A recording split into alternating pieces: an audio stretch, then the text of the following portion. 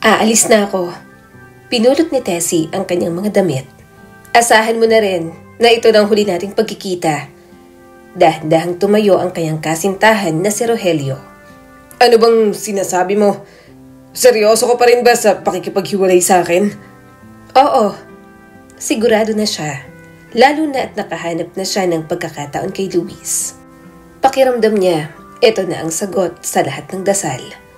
Nagmamadaling nagbihis si Rogelio at sinubukan siyang hawakan. Tessie, 2 taon na tayo. Bakit ba nakikipaghiwalay ka ng ganito? Hindi mo na ba ako mahal? Ang mga halik, ang mga yakap ko, wala lang ba sa'yo yun? Hindi lang wala sa kanya. Mahal niya pa rin si Rogelio. Mahirap itong kalimutan dahil ito ang kanyang first love. Hindi niya ibibigay ng paulit-ulit ang sarili rito kung hindi niya mahal. Pero hindi niya kayang manatili sa ganoong buhay. Hindi niya kayang maging kontento katulad ng binata. Gusto niyang makaahon sa buhay, higit pa roon ang gusto niya. Maghiwalay na tayo, saad ni Tessie. Simula ngayon, hiwalay na tayo. Pinagbigyan lang kita ngayong gabi. Nakiusap pa si Rogelio pero iniwan niya na ito. Iniwan niya para sa buhay na pinapangarap niya. Kaya natagpuan niya na lang ang sariling nasa simbahan. At para sa kanya, yon ang tunay na tagumpay at ang buhay na gustong-gusto niya. Ikakasal ka na ate, nakangiting sabi ng kanyang kapatid. Akala ko talaga, kayo na ni Kuya Rogelio hanggang dulo. Nawala ang ngiti ni Tessie. Pakiusap, wag mo nang banggitin pa si Rogelio. Ikakasal na ako kay Luis. Matagal na kaming hiwalay ni Rogelio. Hindi ko na nais pa siyang alalahanin. Pasensya na. Akin lang namang naaalala na higit na mas mapagmahal at mapag-alaga si Kuya Rogelio kaysa kay Kuya Luis. Marahil siguro ay laking mayaman si Luis kaya sanay siyang pinagsisilbihan. Hindi na nagsalita pa si Tessie. Ayaw niya nang magbigay ng komento. Mas mariin niyang hinawakan ang kanyang bouquet. Bahagyang nanginig ang mga puting rosa sa kanyang kamay. Bawat hakbang ay tila isang pagsubok. Lahat sila nakatingin sa akin. Bulong ng isip ni Tessie at itinaas ang kanyang baba. Hindi niya ibinababa ang tingin kahit na alam ng ilan na isang hamak lang siyang katulong. Hindi siya nagpapatinag dahil ngayon pakakasalan na siya ni Luis. May kumislap na tawa mula sa kaliwang haning ng upuan at siya'y napakislot. Alam niyang marahil ay ang mga pinsan lang yon na nagbubulungan. Ngunit sa pandinig ni Tessie, laging malupit na halakhak iyon. Pinilit niyang ngumiti at itinaas ang nanginginig na labi. Sa dulo, naghihintay si Luis sa altar. Magandang lalaki ang kanyang mapapangasawa. Yun nga lang, hindi umabot ang mga mata nang makita siya. Hindi kumalas ang pagkakakuyom ng panga. Para itong lalaking tumutupad ng tungkulin, hindi ng isang pangarap. Hindi pa rin ako nasisihan na pakakasalan ka lang niya dahil nabuntis ka niya. Mahinang sabi ng kanyang kapatid. Hindi na lang niya pinansin. Pasalamat na lang si Tessie na pananagutan siya. Siya naman ang nagplano para magkaroon sila ng relasyon at mabuntis nito. Ngunit kumapit si Tessie sa lahat ng yon. Pinili niya ako, pinakasalan niya ako, hindi na ako alipin ng kahit sino. Yun ang mahalaga, Feli, kaya tama na ang pagbibigay mo ng komento. Nang marating niya yon, inabot ni Luis ang kanyang kamay. Inilagay niya ang nanginginig niyang mga daliri roon. Mainit ang palad nito, ngunit walang lambing na nararamdaman. Hindi katulad ng paghawak sa kanya ni Rogelio noon, pero wala na siyang pakialam. Kinakabahan ka ba? Mahina niyang bulong, sinusubukang salubungin ang tingin ng asawa. Kaunti, sagot nito at tila nakatitig lang sa kung saan. Bakit pa kasi kailangan ng church wedding? Pwede namang sa munisipyo lang. Bahagyang nawala ang ngiti ni Tessie at hindi na nakapagsalita. Nagsimula ang seremonya. Umangat at bumaba ang tinig ng pari. Binabasbasan ang kanilang pagsasama. Tinatawag ang Diyos bilang saksi ng kanilang mga sumpa. Pinilit ni Tessie na magtuon ng pansin, ngunit ang mga mata niya'y paulit-ulit na napapadako sa unahan. Naupo si Don Enrique Calderon ng tuwid. Katabi nito, pinupunasan ni Doña Margarita ang mga mata gamit ang panyo. Sa lahat ng yon, parang siya lang ang masayang maikasal. Kahit naman pinanagutan siya ni Luis, nakikita niyang hindi ito gaanong masaya. Gayunpaman, mas matatag talaga ang prinsipyo nito at dangal ng pamilya. Kaya kahit katulong lang siya'y pumayag na rin. Sa labas ng simbahan, nakakasilaw ang sikat ng tanghaling araw. Nagsilabasan ang mga bisita. Kumapit si Tessie sa braso ni Luis na parabang siya'y malulunod sa dami ng tao. Congratulations! Bati ng pinsan ni Luis at mabilis na tumingin kay Tessie bago muling ibaling ang pansin kay Luis. Nakakagulat talaga ang mga desisyon mo sa buhay, Luis. Hindi namin inaasahan na hahantong ka sa isang katulong niyo lang noon. Ngumiti si Tessie ng pilit hanggang sa manakit ang kanyang pisngi. Kaming nagmamahalan kaya wala namang imposible roon. Tumaas ang mga kilay ng pinsan ni Luis. Sa bagay, maganda ka naman kapag inaayusan. Kaya nang takpan ang katayuan niya sa buhay. Nag-init ang kanyang mga tenga. Lumapit ang mga magulang ni Luis. Welcome to the family, wika ni Doña Margarita sa tinig na tila kasing asim ng kalamansi. Sana'y makibagay ka ng maayos. Opo, Mama, tugon ni Luis, hindi man lang siya tinitigan. Sisiguraduhin kong kakayanin niyang makibagay.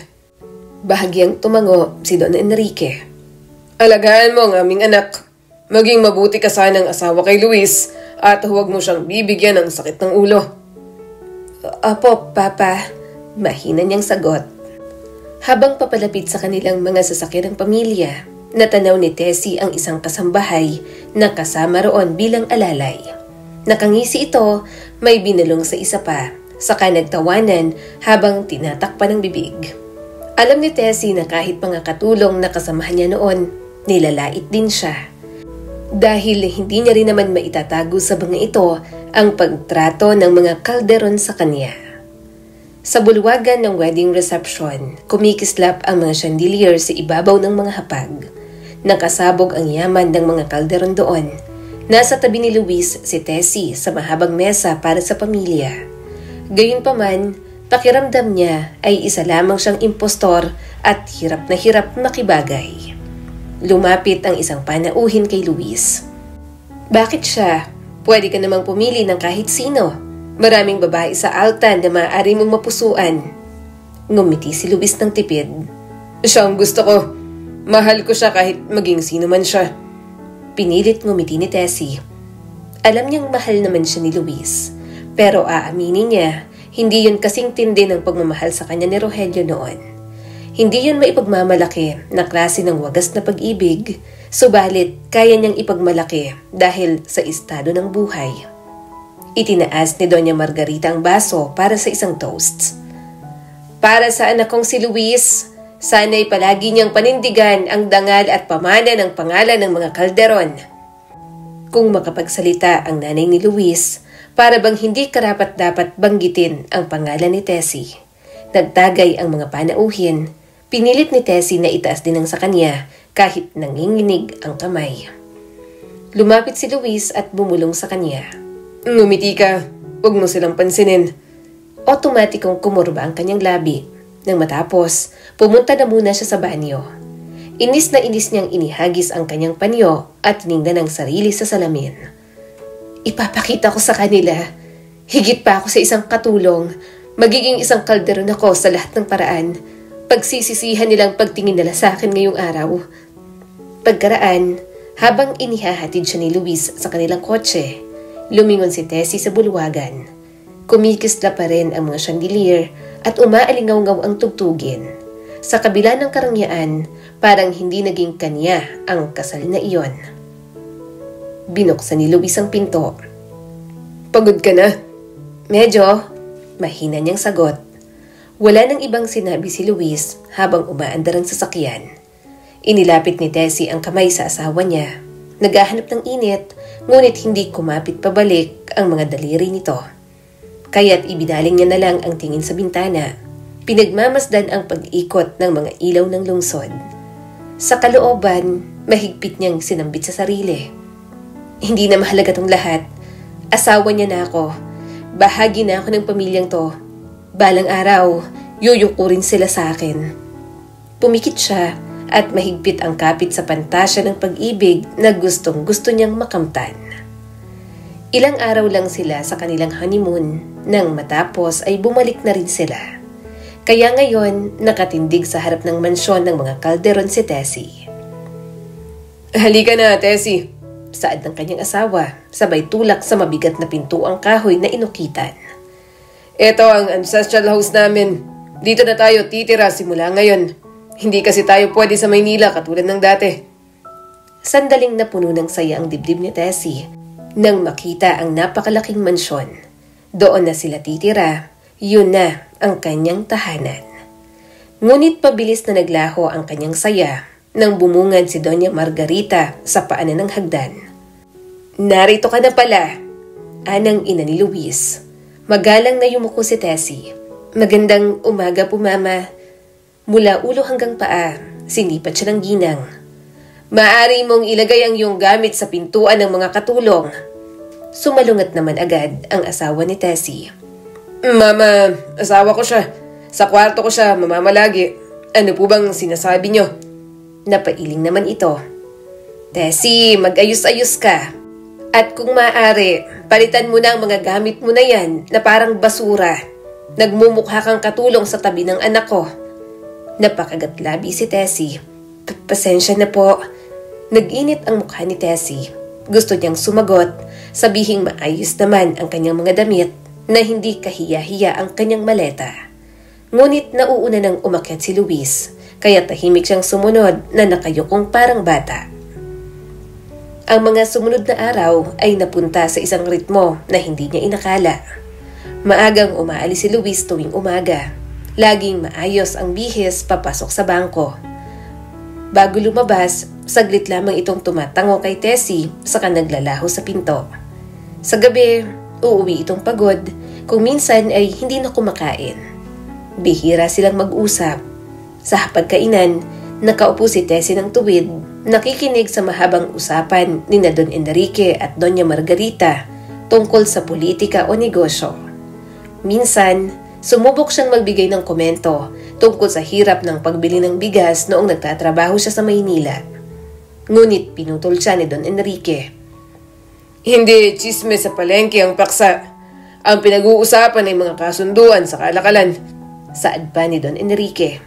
Namula si Tessie, tinarak ang tinidor sa karne sa kanyang plato. Pinaparamdam talaga ng mga Calderon na isa siyang hangal. Pinapagalitan din siya ni Doña Margarita. Umupo ka ng mas tuwid, Teresa. Nakatikwas ang iyong likod. Dapat hinahawakan ng kutsara ng may giliw. Hindi basta sinusubo ang pagkain. Nahahalata sa iyong punto ang iyong pinagmulan. Lambingan mo naman kapag magsasalita ka. Paano ka igagalang ng mga taong kasing level natin kung ganyan ka? Bawat pangaral ay may kasamang ngiti na para bang tinutulungan siya. Ngunit para kay Tessie, bawat isa'y isang sampal. Ni minsan, hindi siya ipinagtanggol ni Luis. Tahimik lang itong kumakain, nakayuko at nakatuon sa plato. Sa lahat ng mga nanghuhusga, mas masahol pa nga ang mga katulong sa kanya. Hindi natatakot magsalita ang mga ito at sa bawat salitang lumalabas sa bibig, pakiramdam ni Tessie ay lalo siyang nilulubog sa sariling nakaraan. Tingnan mo yang si Tessie, feel na feel ng buhay mayaman. Akala mo naman, hindi katulong dati? Natatawang sabi ni Gemma, ang pinakamatanda sa kanila at matagal ng kasambahay ng pamilya Calderon. Inakit lang naman si Sir Luis, nakipagrelasyon at nagpabuntis. Ayun, jackpot! Sumabog ang tawa ng mga ito. Ang ilan ay pilit na pinipigil, ang iba naman ay lantad ang panguuyam.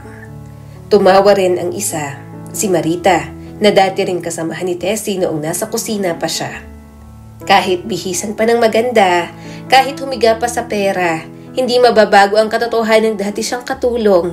Tingnan mo nga't kahit maganda ng buhay niya ngayon, halatang hindi naman siya tanggap ng mga Calderon. Nag-init ang mga tenga ni Tessie habang papalapit siya. Hindi niya inasahang mahuhuli niya ang mga ito sa kalagitnaan ng paninirang puri sa kanya. Sino bang may sabi na may karapatan kayong pag-usapan ako ng ganyan? Natigilan ang grupo. Napalingon ang mga ito sa kanya at sandaling bumigat ang katahimikan. Ngunit hindi nagtagal, ngumisi si Gemma at walang bahid ng takot. "Ma'am Tessie," sabi nito at may diin ang salitang ma'am, ngunit puno ng panunuya. "Nagkakataon lang na nagsasabi kami ng totoo. Hindi ba't galing ka rin sa amin? Alam naming lahat kung paano ka nagsimula dito." "Walang masama kung galing ako sa inyo," balik ni Tessie. "Pero hindi ako katulong. Ako na ang may bahay ngayon, kaya ako may dapat kayong igalang. Ako yon." Pumutok muli ang tawa ni Marita. "Igalang? Kahit ang mga magulang ni Sir Luis halatang walang galang sa'yo. Naririnig namin lahat kung paano kanila baliwalain.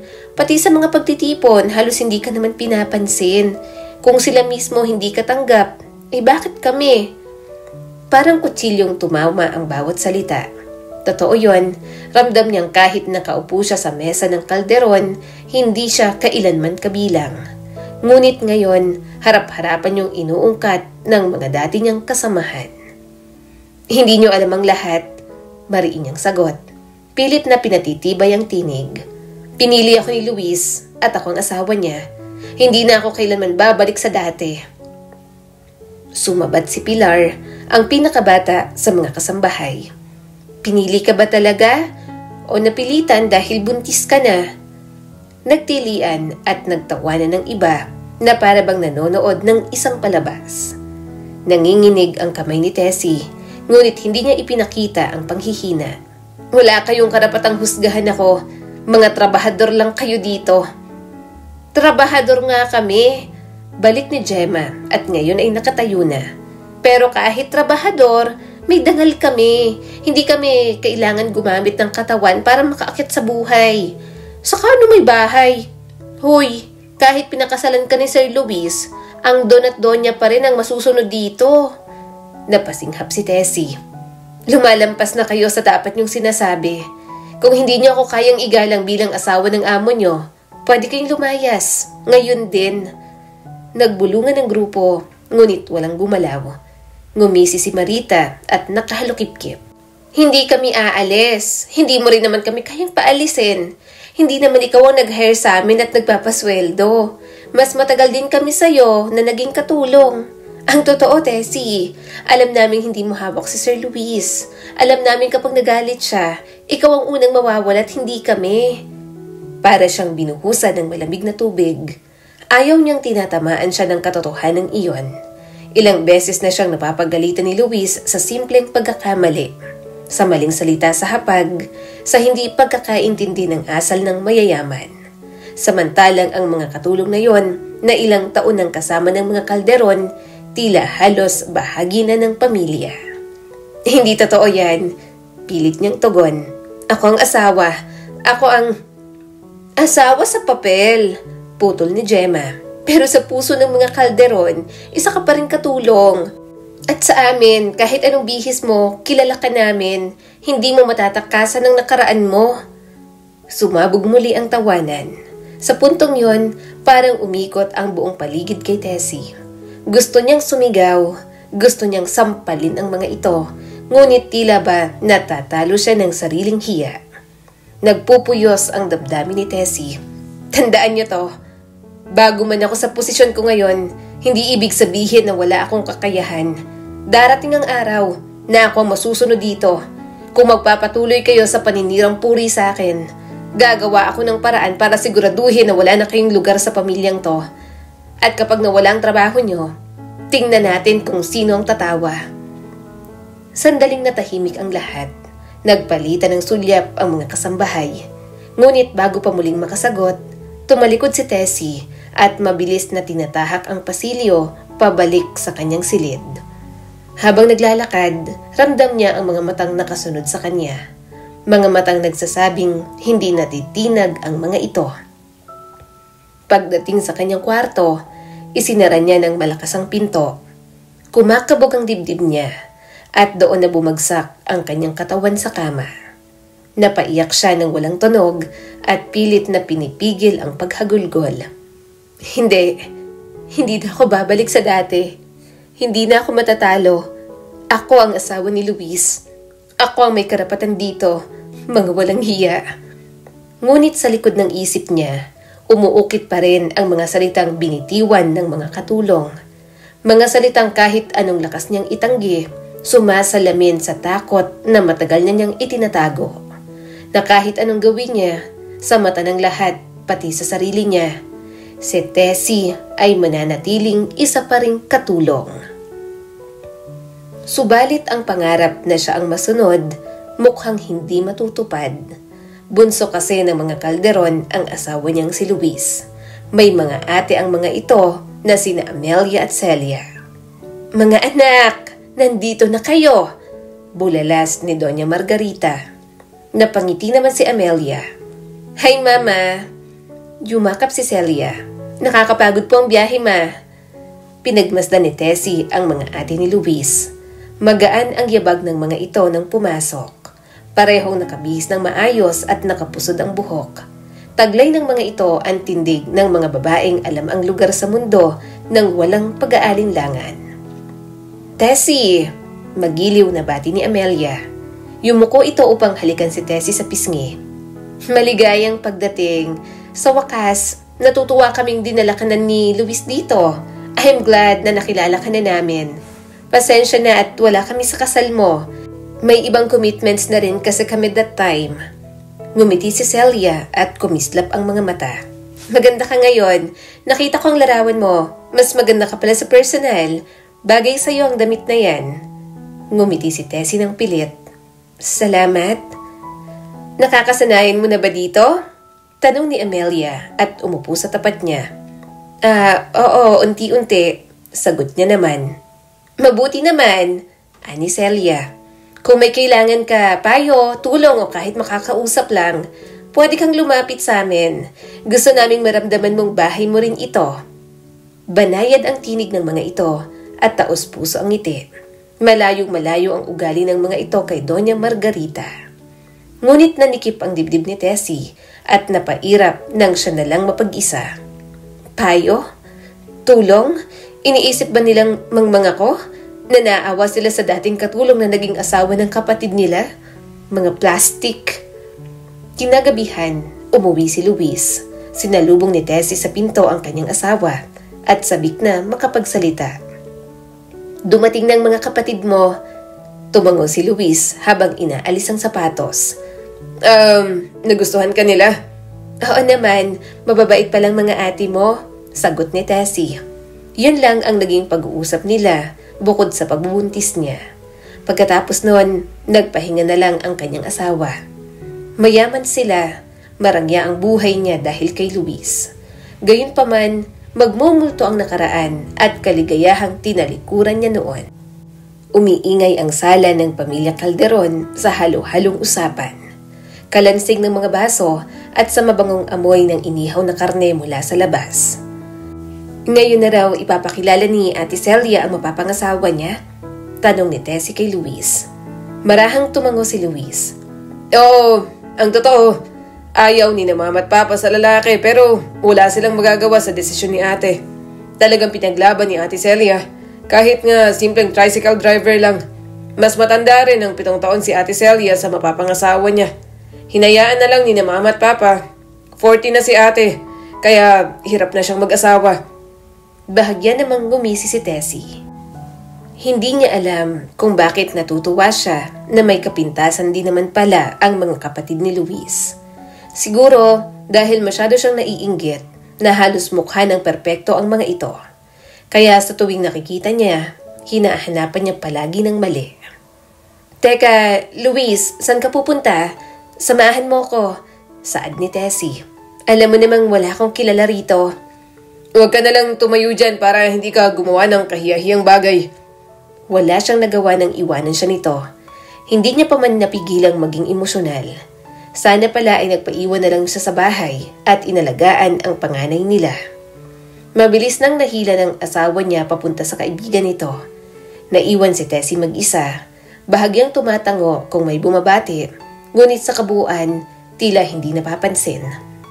Naglakbay ang kanyang mga mata hanggang sa tumigil ang mga yon sa isang figura sa dulo ng silid. Napahinto ang kanyang paghinga. "Rogelio?" Parang biglang humina ang ingay ng paligid. Tila si Rogelio lang ang nakikita ni Tessie. Ngunit kasabay ng bilis ng kanyang pintig ng puso, may lumapit na isang figura sa tabi ni Rogelio. Isang babae ang dumantay ng kamay sa braso nito at nakatingala sa binata ng may kislap ng pagmamahal sa mga mata. Celia? Mahinang usal ni Tessie. Siya ang mapapangasawa ni Celia? Parang binuhusan ng malamig na tubig si Tessie. Hindi maaari ito.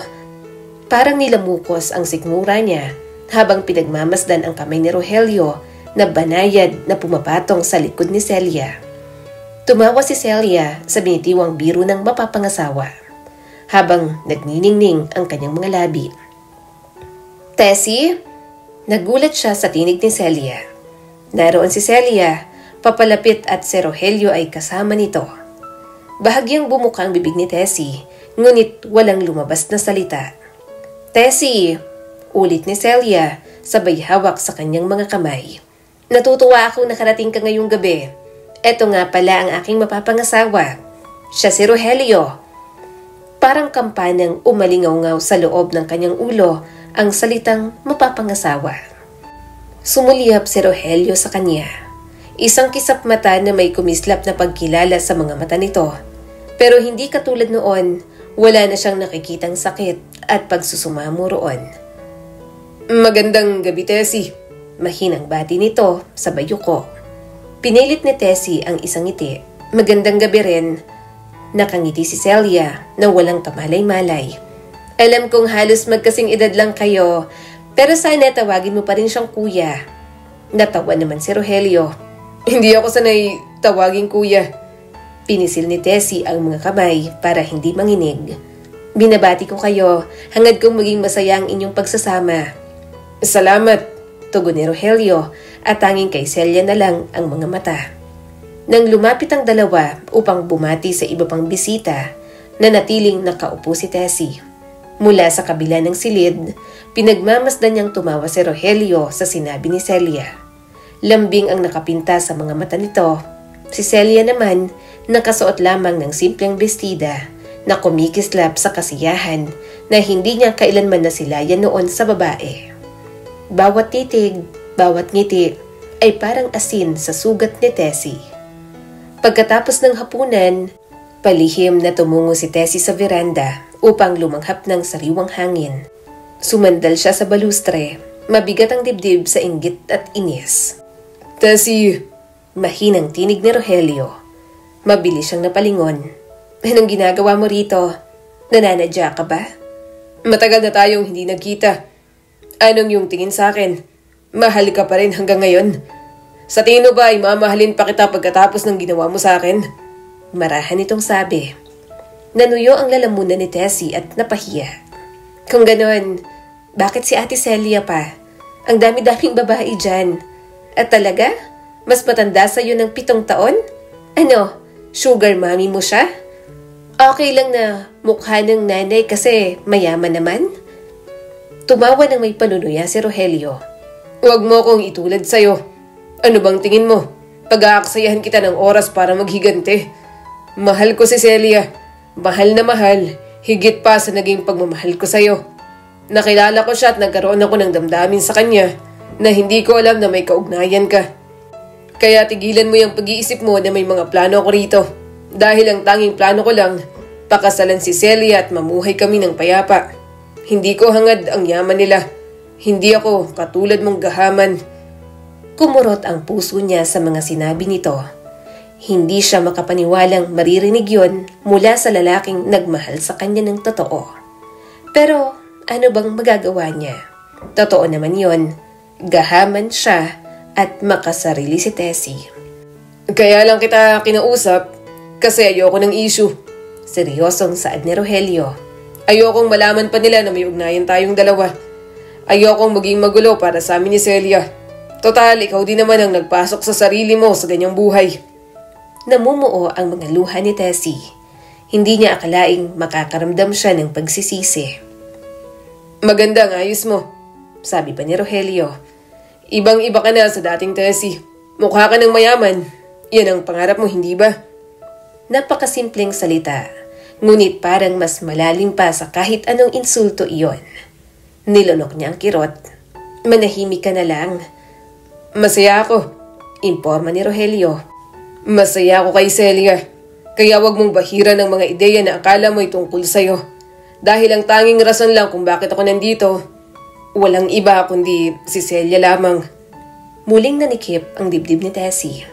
Mula sa loob ay narinig nila ang tinig ni Celia. Rogelio, nasaan ka? Sumulyap ito pabalik sa pinto. Parating na. At nang umalis ang binata, parang sinampal ng katotohanan si Tessie.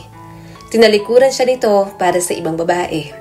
Katulad ng ginawa ng pagtalikod noon dito nang piliin niya si Luis. Huminga siya ng malalim at pinilit pakalmahin ang sarili. Sa mga sumunod na buwan, ikinasal na nga sina Rogelio at Celia. Nanatili namang single lang si Amelia. Hindi niya akalaing magiging bahagi ng pamilya ang dati niyang ex. Gayunpaman, wala siyang ibang maramdaman kundi pait at panghihinayang. Nang mabuntis siya sa pangalawang anak, bumaha ang tuwa sa dibdib ni Tessie. Pinagmamasdan niyang maliit na mukha, mamula-mulang pisngi ng pangalawang anak nila ni Luis. Maluwo, bulong ni Tessie. Maria Lourdes Calderon. Anak ko, ang ganda-ganda ng pangalan mo. Hinalikan niya ang noo ng bata at ipinikit ang mga mata. Ang matinding sakit na nadama niya, napalitan ng matinding kagalakan. Dahan-dahang bumukas ang pinto. Pumasok si Luis, suot pa rin ang damit pang opisina. Wala itong dala. Walang bulaklak, walang regalo, walang kahit anong magpapagaan sa kanyang kalooban. Nandito na siya, masiglang sabi ni Tessie at itinaas ang sanggol upang makita niya. Anak natin, bakit ang tagal mo? Hindi ka ba tinawagan ni Manang at sinabing manganganak ako? Huminga ito ng malalim at halatang pagod. Oo, anak natin. Tinawagan ako pero nasa gitna ako ng meeting kaya hindi ako agad nakapunta. Mukhang malusog naman si Malu. Dapat buhatin mo siya, giit pa ni Tessie. Nag-alinlangan si Luis, ngunit kinuha rin ang sanggol, parang hindi sigurado sa pagkakayakap. Sandali nitong pinagmasdan ang maliit na mukha, saka tumango at ibinalik si Malu kay Tessie. Okay na, pagod na ako. Sinabi nito bago tumingin sa relo. Hindi ako magtatagal. Kailangan ko nang bumalik sa opisina. Hinahanap ako ni Papa. Magpapahinga na rin ako sa bahay. Ang dami ko pang gagawin. Bahagyang natigilan si Tessie. Gusto niyang umungot na manatili ang kanyang asawa roon, pero alam niya na pagtatalunan lang nila ang iniisip nitong kaartehan niya. Nangilid ang mga luha sa mata ni Tessie. Ngayon na? Luis, kapapanganak ko lang. Pwede bang dito ka muna? Please naman. Umiling lang ang asawa niya. Malakas ka, kaya mo na yan. Wala namang naging komplikasyon. Magpahinga ka na lang, Tessie. Kapag may mga kailangan ka, may nurse naman. Kaya ka nga dinala sa ospital, hindi ba? Pagkatapos sabihin yon, umalis na lang ang binata. At sa pagkakataong yon, hindi lang anak niyang umiiyak, kundi maging si Tessie. Kinabukasan, dumating ang mga magulang ni Luis upang makita ang apo. Tumalon ang puso ni Tessie sa inaasahang pagkakatuwa ng mga ito. Ngunit pagpasok ng mga ito, iba ang naging reaksyon. Tumingin si Doña Margarita sa sanggol, tumango ng minsan at nagsabi, "Isa na namang babae." Napaubo naman ang ama ni Luis. At least, malusog. Nag-init ang mga pisngi ni Tessie. Mahigpit niyang niyakap si Malu, parang pinoprotektahan ito laban sa lamig ng tinig ng mga kalderon. Nang hapon ding iyon, bumukas muli ang pinto. Sa pagkakataong iyon, sina Amelia at Celia naman ang dumating. Biglang lumiwanag ang silid sa pagdating ng mga ito. May dalang maliit na kahon na may pink na laso si Amelia at may hawak namang supot si Celia. "Oh, Tessie!" Mahinang bulalas ni Amelia at mabilis na lumapit sa tabi niya. "Ang ganda niya." "Pwede ba?" Tanong ni Celia at gustong buhati ng anak niya. Maingat na kinalong ni Celia si Malu at banayad na inugoy. "Ang cute ng pamangkin ko." Ipinatong ni Amelia ang kahon sa mesa. "Maliit lang to, pinakustomize ko na isang silver bracelet. Akin ito noong bata ako at sa tingin ko, mas nararapat na kay Malu. At ito naman, dagdag ni Celia at binuksan ang dala. Nandoon ang maliit na bestida na halatang tahing kamay. Ako mismo ang nagtahi. Inabot ako ng ilang gabi para lang magamit niya agad. Napilitang ngumiti si Tessie, bagaman kumikirot ang dibdib niya. Hindi niyo na sana pinagod ang sarili niyo. Walang pagod, Tessie, sagot ni Amelia. Pamilya siya. Single ako at wala pa namang anak si Celia at Rogelio, kaya nasa pamangkin ang mga atensyon namin. Idinikit ni Celia ang pisngi sa ulo ng sanggol. Ang swerte mo, Tessie. Napakapalad mo sa mga ganitong biyaya. Naiinggit ang mga ito. Yon ang tiyak ni Tessie. Walang anak ang mga ito. Walang sanggol. Tinitingnan nila ang anak ni Tessie at nasasaktan. Lumobo ang kanyang dibdib sa yabang at nabawasan ang hapdi ng malamig na pagtanggap ni Luis at ng kanyang mga biyanan. Sumandal siya sa unan at bahagyang umiti. Oo, mapalad nga ako. Pakiramdam ni Tessie, may lamang siya sa mga kapatid ni Luis. Maaaring sopestikada, hinahangaan at mataas ang mga pinag-aralan ng mga ito. Subalit hindi naman kayang bumuo ng bata, magkaroon ng isang anak at maging isang ina. Malakas na agad ang braso niya, sabi ni Amelia. Kaya nga ate, ang sigla niya na. Dagdag ni Celia ng may lambing. Napakurba ang mga labi ni Tessie sa isang ngiti. Ngunit mas matindi ang umalsa sa kanyang dibdib. Pakiramdam niya, panalo na yon. Tumikhim si Tessie. Halos hindi ako nakatulog gabi-gabi dahil kay Malu. Sumisiksik pa rin siya sa aming kama at nakayakap sa akin. Isipin niyo, 4 na taong gulang na at parang sanggol pa rin. Ngumiti lang ang mga kapatid ni Luis. Mas lalo pang namayagpag ang yabang ni Tessie. Sa isip niya, ngumingiti lang ang mga ito dahil walang maisagot. Ano bang alam ng mga ito sa pagpupuyat sa damit na laging may mantsa ng gatas? Wala. Tahimik lang ang mga ito. Naiinggit dahil may mga anak siya at wala ang mga ito. Pagkatapos ng kainan, nagtungo silang lahat sa sala. Naglalaro ang mga bata habang nagtsatsaan naman ang mga matatanda. Wala na nga akong oras para sa sarili. Pagbibida ni Tessie sa kanyang mga hipag na baog. Abala ko buong araw. Huhugasan ng bote, papalitan ng lampin. Gusto ko kasi hands-on ako sa mga anak ko kasi iba talagang alaga ng isang ina. Kahit gusto ko magpahinga, imposibleng mangyari. Hindi natatapos ang gawain ng isang ina. Magalang na yumuko si Amelia. Nakakapagod siguro, Tessie. Paano mo nagagawang kayanin? Tumawa si Tessie. Kapag ina ka, kusa mong nagagawa, Ate Amelia. Hindi mo iniisip ang sarili. Anak lang ang laman ng isip mo. Napansin niya ang titig ni Celia. Isang uri ng pagmamahal na hindi maipapaliwanag maliban kung naranasan mo mismo. Ngumiti lang si Celia at tahimik na humigop ng tsaa. Hinaplos naman ni Amelia ang buhok ni Malu habang dumadaan. Huwag kang mag-alala, Celia. Magkakaroon din kayo ng anak ni Rogelio. Sabi naman, may pag-asa pa rin, hindi ba? Sa loob, nanginginig sa tuwa si Tessie.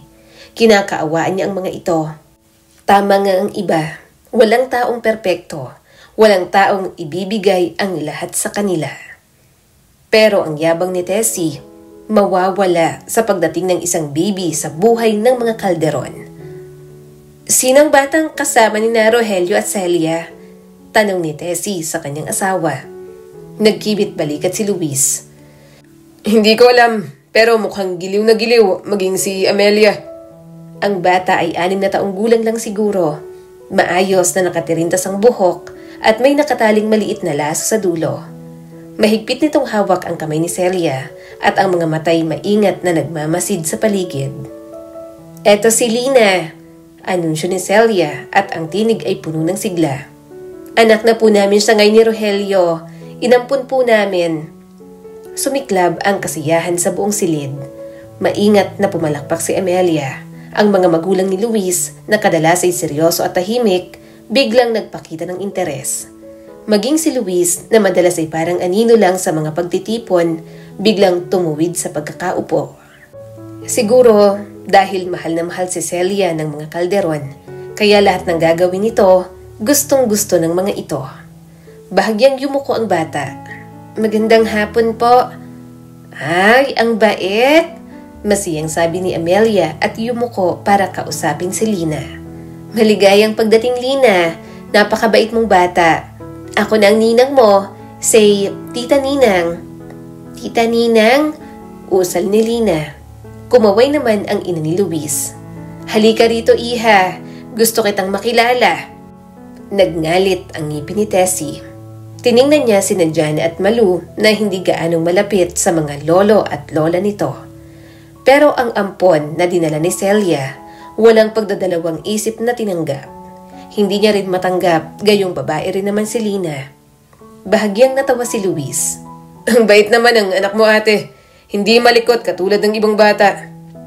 Mabilis na ibinaling ni Tessie ang tingin sa asawa. Hindi naman ganon ang tingin nito kina Malu at Jana noong bata pa. Pero sa batang yon, na halos isang estranghera na lang, kumikislap ang mga mata ng kanyang asawa. Pilit na natawa si Tessie. Oo nga, mabait.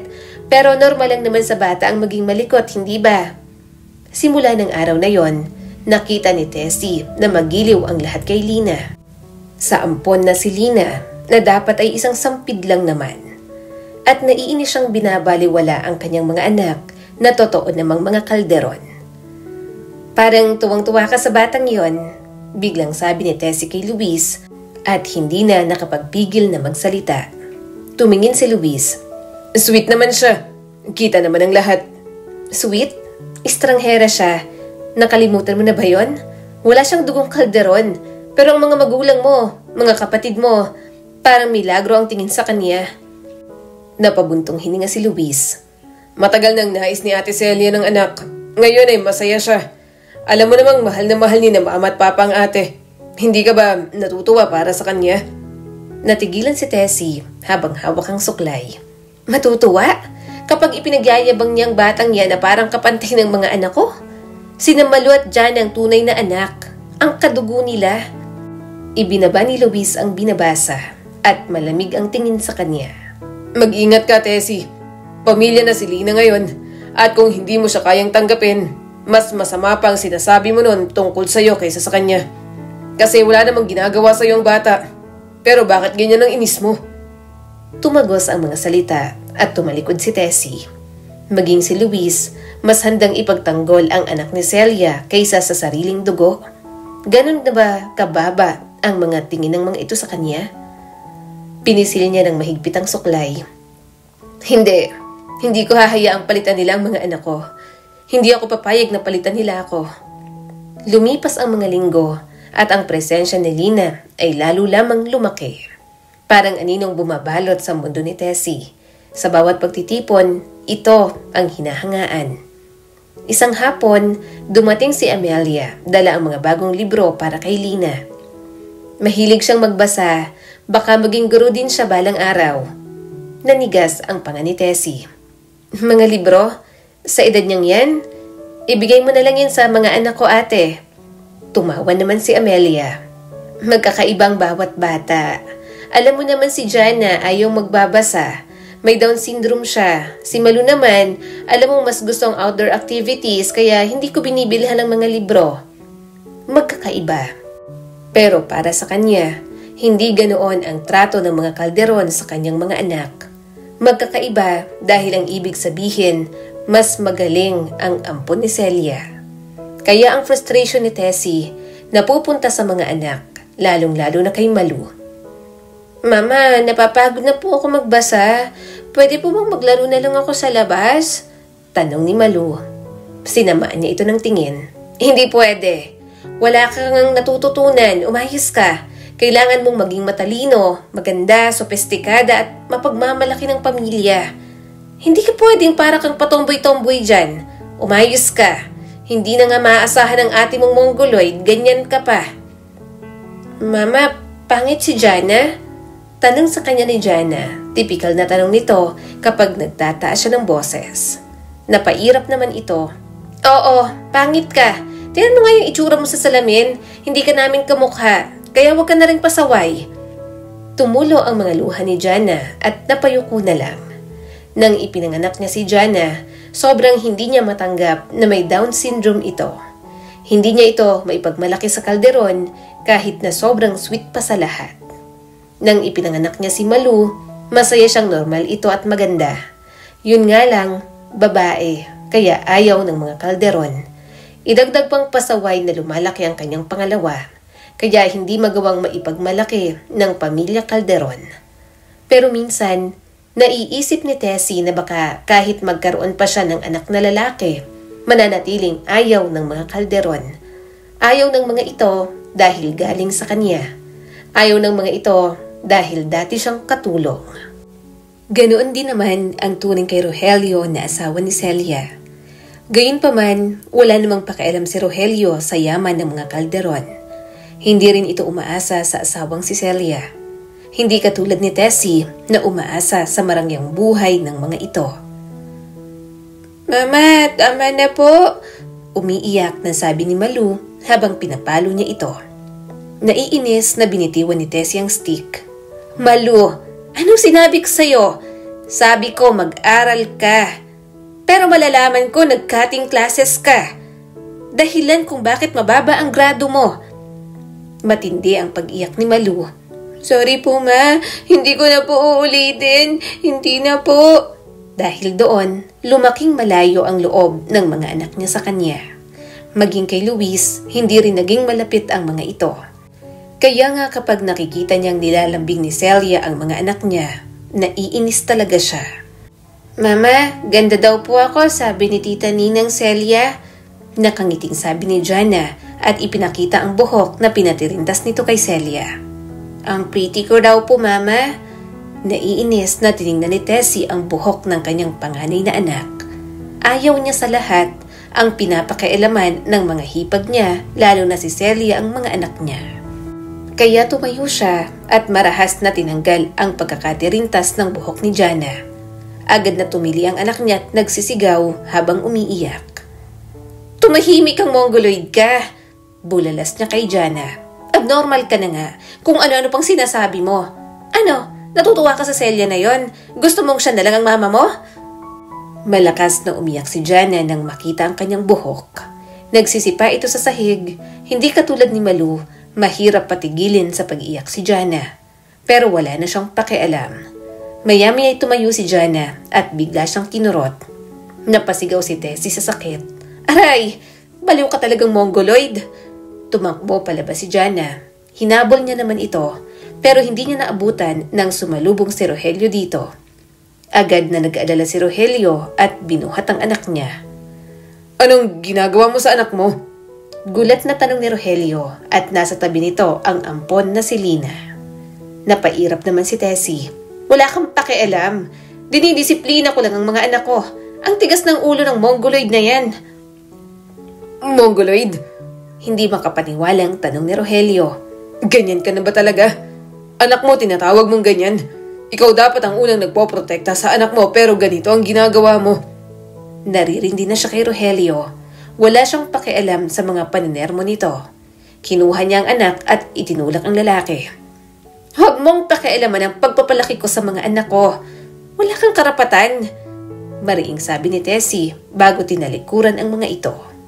Habang patagal ng patagal, mas lalo silang binabaliwala ng mga Calderon. Kaya naman, mas lalo lang sumisidhi ang kanyang damdamin. Ang kanyang kagustuhan na makalamang sa mga hipag niya at ampon ng mga ito. "Alam mo ba kung bakit ikaw ang pinakamahal ko sa lahat?" Bulong ni Tessie kay Malu. Humarap ang anak niya sa kanya. "Bakit po, Mama?" "Dahil ikaw lang ang maayos sa anak ko. Calderon ng dugo mo. Huwag mong kalilimutan yan." Marahang tumango si Malu. Dahan-dahan nang bumagal ang pagsuklay ni Tessie. "Pero kailangan mong mag-ingat. May isang gustong kunin ang dapat sa inyo ng kapatid mo." Kumunot ang noo ng bata. "Sino po?" "Si Lina," tugon ni Tessie. "Hindi siya tunay na pamilya, anak. Hindi siya kabilang. Pero nakakalimot ang mga tao. Itunuturing siya na isa sa atin. Para bang higit pa siya kaysa sa inyo ni Jana. Hindi dapat ganon." Nag-alinlangan si Malu. "Pero anak na po siya ni Tita Celia ngayon. Saka mabait naman po si Lina." Umiling si Tessie. Hindi siya mabait. Paglaki nyo, kapag hindi kayo naging maingat, aagawin niya ang lahat ng para sa inyo ni Jana. Pinulot lang niya, gaya ng askal sa kalsada. Ikaw ang tunay na tagapagmana, Malu. Kayong dalawa ni Jana. Ikaw at ikaw lang. Huwag mong hayaang makalimutan nila. Umusli ang mga labi ng bata. Pero mabait naman po talaga si Lina. Humigpit ang hawak ni Tessie sa suklay. Pinaplastic ka lang nun. Huwag kang magpapaniwala ron. Ngumiti ka kung kinakailangan, pero wag na wag mo siyang pagkakatiwalaan. Dahan-dahang tumango si Malu at kinagat ang labi. Okay po, Mama. Napangiti si Tessie. Kontento, saka hinalikan ang ulo ng anak. Makalipas ang 1 linggo, nagtipon-tipon ang angka ng kalderon para sa kaarawan ni Doña Margarita. Nakatayo si Tessie malapit sa hapag at ang mga matay nakatuon kay Lina. Paano ba naman, ibinida na naman ni Celia si Lina na magaling sa poem recitation. Napakatalino ng bata, ani Amelia. Sabi ng teacher niya, siya raw ang una sa klase. Nagpalakpakan ang mga kamag-anak at ang mga ngiti nag-uunahang nakatuon kay Lina na para bang sinag ng araw. Mas lalo namang nainis si Tessie. Mariing hinawakan niya ang mga balikat ni Malu. Sige anak, kantahin mo ang kanta mo. Ipakita mo, mas magaling ka. Nanlaki ang mga mata ng bata. Ngayon po, pero ngayon na. Mariing sabi ni Tessie at walang puwang sa pagtanggi. Dahil doon, umabante ang bata habang nanginginig ang tinig. Kaya ko pong kumanta. At nagsimula si Malu. Subalit palyado ang tono. Nakalimutan pa ang ilang lyrics kaya tinawanan lang ang anak niya. Hindi nagbago ang ngiti ni Tessie kahit nag-aalab ang dibdib. Napakaganda anak, okay lang yan. Ngunit narinig niya ang katahimikan, ang mas mainit na palakpakan at pagbati para kay Lina. Lumapit siya kay Malu at bahagya itong niyakap. Hindi mo ba nakikita? Bulong niya ng mariin sa mga tenga ng bata. Para lang kay Lina ang palakpak nila. Dapat mas galingan mo sa susunod. Kasalanan mo rin. Palagi kang nagpapatalo. Tumango si Malu habang kumakapit sa palda niya. Lumipas ang mga araw at lalong pinapangaralan ni Tessie si Malu tungkol kay Lina. Kapag pinupuri nila si Lina, huwag mo siyang hahangaan. Hahanapin mo ang mga pagkakamali niya. Lagi siyang nagkakamali. Kumunot ang noo ng kanyang anak. Pero Mama, tumahimik ka. Huwag mo kong kukwestiyonin. Gusto mo ba silang mas mahalin siya kaysa sayo? Gusto mo bang maagaw niyang nararapat para sayo? Umiling naman si Malu. Hindi po, Mama. Huminga ng malalim si Tessie. Magaling. Kaya makinig ka. Sa mga handaan, lagi niyang pinapasuot kay Malu ang pinakamagarang damit na kaya niyang bilhin. Mas malaki ang laso kaysa kay Lina. Mas makinang ang sapatos. Kapag ipinagmamalaki si Lina, hindi pwedeng wala ang kanyang anak na si Malu. At kapag nakikita niyang mas magaling ang kanyang anak, nagkakaroon ng kaunting satisfaction si Tessie. Kapag magaling ang anak niya sa harap ng ibang tao, pakiramdam niya ay magaling din siya sa harap ng maraming tao. Lumipas pa ang mga taon, naging ganoon ang daloy ng mga buhay nila. Hanggang sa naging dalaga na ang mga anak niya, hindi na siya binigo pa ni Malu. Nakikita niya na ginagawa nito palagi ang best. Palaging magaling sa school at sa maraming bagay. Yun nga lang, nahuli niyang may boyfriend ito. May boyfriend ka? Matalim na tanong ni Tessie. Napakislot si Malu. Mama, huwag kang magtatangka pang magsinungaling. Narinig ko sila. May mga nakakita sa'yo. Ano ka? Parang mababang uri na hindi kayang ingatan ng dangal? Agad namuo ang luha sa mga mata ni Malu. Hindi naman po ako ganyan, Mama. Kaklase ko lang po siya. Nagkakagustuhan lang kami. Yun lang. Saka kung iaharap ko naman po siya rito, hindi nyo rin naman po papayagan. Mabilis na tumayo si Tessie at dumagundong ang sandal sa sahig. Gusto? Ang gusto ay para sa mga hangal, Malu. Hindi ka mapapakain ng gusto. Hindi ka rerespetuhin ng gusto. Sa palagay mo ba, sina Ate Amelia o si Ate Celia, inaksaya ang panahon nila sa kalokohan ng kaedad mo sila? Hindi. Nag-aral sila, nagtrabaho, nagpundar ng kanila, kaya nga matanda na nang makapag-asawa ang tita mo. Gusto kong maging ganoon ka para maipagmalaki na kita. Mongoloid na nga ang kapatid mo, sana'y umayos ka naman. Ngunit sumagot si Malu habang garalgal ang tinig. Pero mama, hindi ako si Tita Amelia o si Tita Celia. Ako lang to. Ayokong maging katulad ng iba. Para bang apoy ang sumiklab sa dibdib ni Tessie sa sagot na yon. Malu naman, isa kang kalderon. Wala kang karapatang maging ordinaryo. Bawat kilos mo, refleksyon ng pamilyang ito, ng akin, ng pangalan ng tatay mo. Umagos ang luha ni Malu. Sinusubukan ko naman po, mama. Lagi ko pong sinusunod ang lahat ng gusto mo. Nag-aaral ako ng mabuti, pero pakiramdam ko, hindi kailanman sapat. Laging kulang. Laging pinupush mo ako hanggang hindi na po ako makahinga. Gusto ko lang naman na may makakita sa akin bilang ako. Sandaling lumambot ang puso ni Tessie sa mga pakiusap na yon. Saglit niyang nasilayan ang batang minsang mahigpit na humahawak sa palda niya. Naniniwala sa bawat bulong niya. Ngunit agading sumulpot ang takot. Takot na muling matabunan ni Celia at Lina. Takot na mabura siya. Tama ng iyak, mariing utos ni Tessie. Hinihintay ka nilang madapa, Malu. Hinihintay ka nilang patunayan na hindi ka karapat-dapat. Gusto mo ba yon? Mabilis na umiling si Malu at halos masamid sa paghikbi. Hindi, mama. Ayokong mapahiya pero pagod na po ako. Hindi ko po kaya maging perpekto sa lahat ng oras. Hinawakan ni Tessie ang balikat ng anak, mahigpit hanggang sa napangiwi ito sa sakit. Makinig ka. Hindi ka pwedeng mapagod. Hindi ka pwedeng magkamali. Ikaw lang ang meron ako, Malu. Si Jana hindi ko na siya maaasahan. Ikaw lang. At kung sisirain mo lahat dahil sa isang lalaki, hindi mo alam ang gagawin ko. Kaya wag mo na akong subukan. Walang nagawa ang anak niya kundi ang tumango na lamang. Ayaw niyang maging pasaway ito. Ayaw niyang masira ang buhay ni Malu. Ayaw niyang matulad ito sa kanya na walang narating sa buhay, na palaging minamaliit dahil isang katulong lang noon. Pero may saysay pa ba ang lahat ng mga pinaglalaban na yon kung unti-unti na silang lulubog sa buhay? Ano? Mababankrupt ang negosyo? Mahinang tanong ni Tessie sa kanyang asawang si Luis. Bumuntong hininga ito. Oo, hindi na talaga kayang makabawi. Mabuti na lang, itong mansyon na lang ang tanging matitira sa atin. Pero nakapangalan naman ito kay Ate Amelia at Ate Celia. Kaya baka bumalik na lang tayo sa Manila at doon manirahan. Doon tayo para makahanap ako ng ibang trabaho. Ipinamana sa akin ni na mama at papa ang kumpanya. Pero hindi ko na talaga kayang isalba.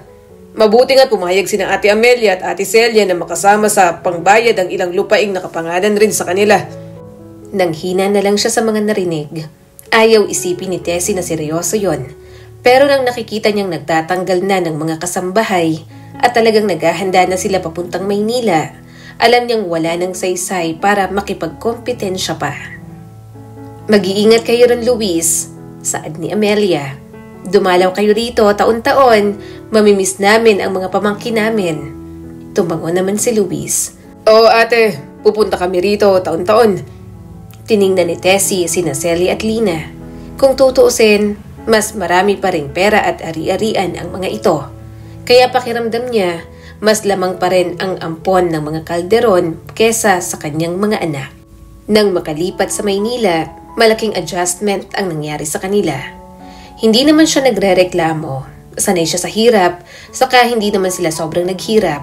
Yun nga lang, nalulong sa alak at bisyo si Luis. Luis, bakit ito lang? May gastusin pa tayo.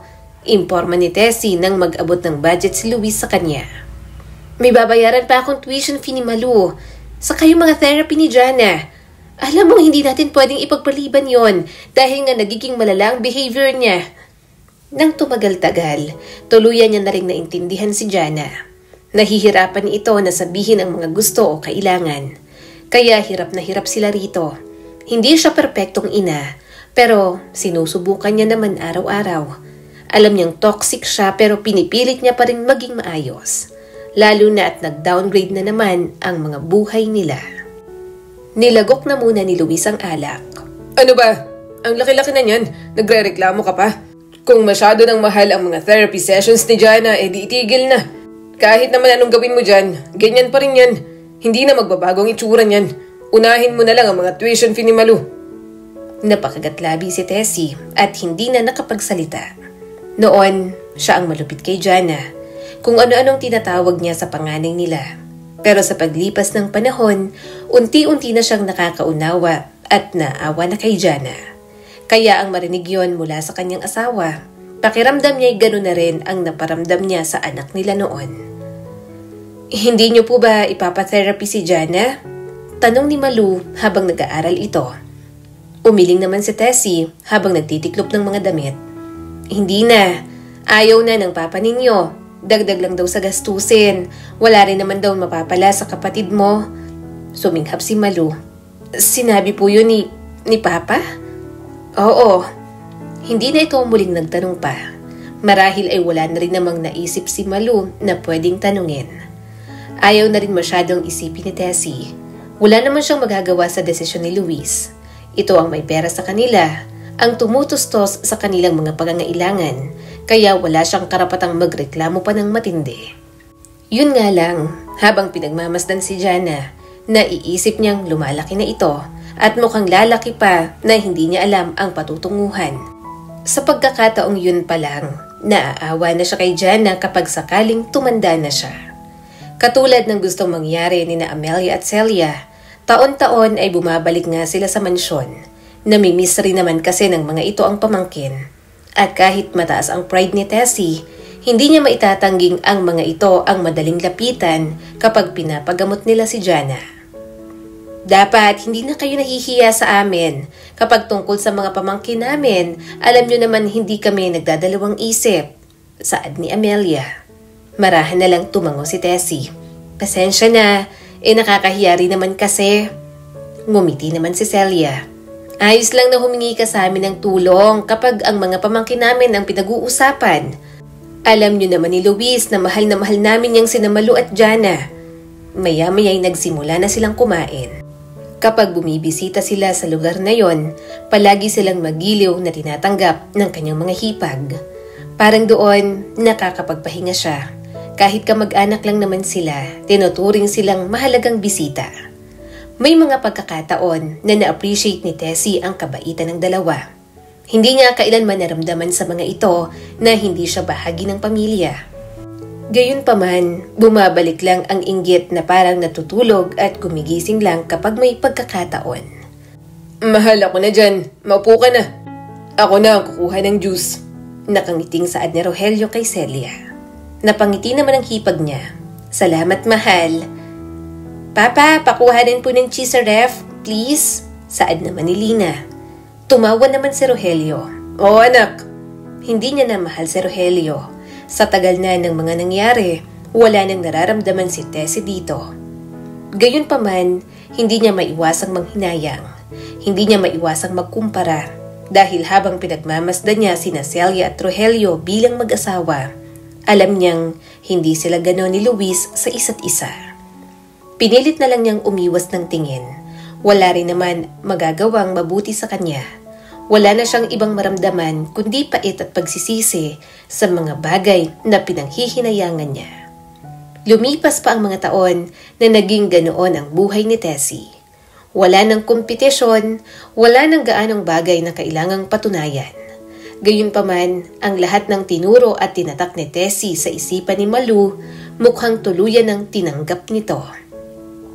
Mama, may nabalitaan ako kay Lina, saad ng kanyang anak. Napalingon naman siya rito. Ano yon? Tumawa si Malu at agad na tumugon. 17 pa lang si Lina, diba? Yun at ikakasal na, mama. Nabuntis daw. Hindi pa na nag-aaral ng mabuti nang makapag-boarding house. Diba mas magaling ako sa kanya?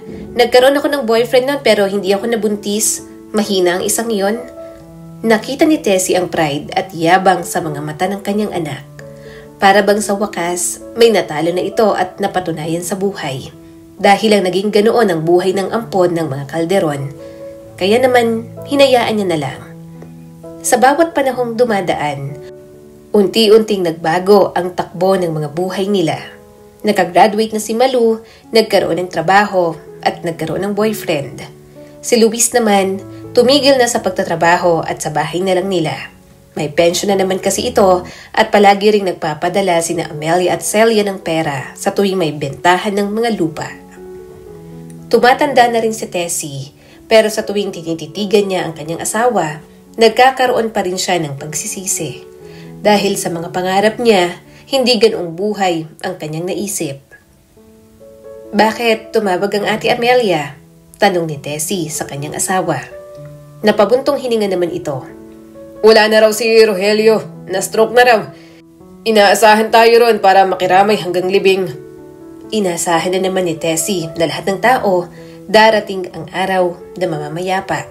Hindi niya lang siguro inasahan na sa kanilang lahat mauunang mawala si Rogelio. Sa bawat pagtanda, katumbas naman ang panghihina. Sumunod namang pumanaw ang kanyang asawa dahil sa komplikasyon sa sakit sa atay. Walang paglagyan ng lungkot si Tessie. Hindi naman kasi yon ang inaasahan ng lahat. Masyado pang bata ang kanyang asawa. Nauna pa si Luis sa mga ate nitong mas matatanda. Gayunpaman, kahit namatay na ang kanyang asawa, taon-taon pa rin bumibisita si Tessie at ang kanyang mga anak kina Amelia at Celia. Nakikita rin nila ni Malu na mukhang malalapit ang mga matatanda sa mga apo kay Lina na kung tutuusin ay hindi naman mga tunay na apo. Naiinis siya at ganoon din ang nakikita niya kay Malu.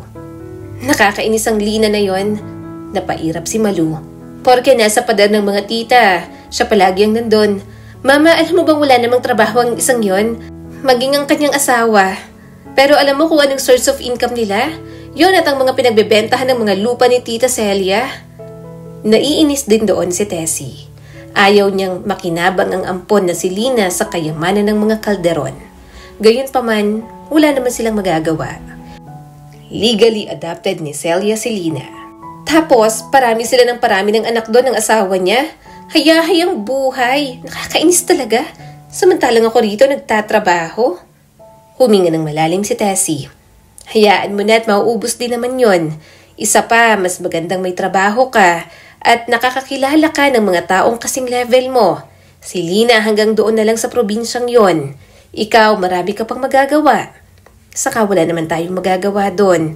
Hayaan nating maubos ang ari-arian ni Ate Celia. Pero kapag kay Ate Amelia ang pinakialaman ng Lina na yon, ibang usapan na. Dapat may kahati kayo ron, lalo pa tunay kayong mga pamangkin. Tumango na lang si Malu. Habang pinagmamasdan ng anak niya, nakita ni Tessie ang inggit nito. Parang nakita niya ang kanyang sarili.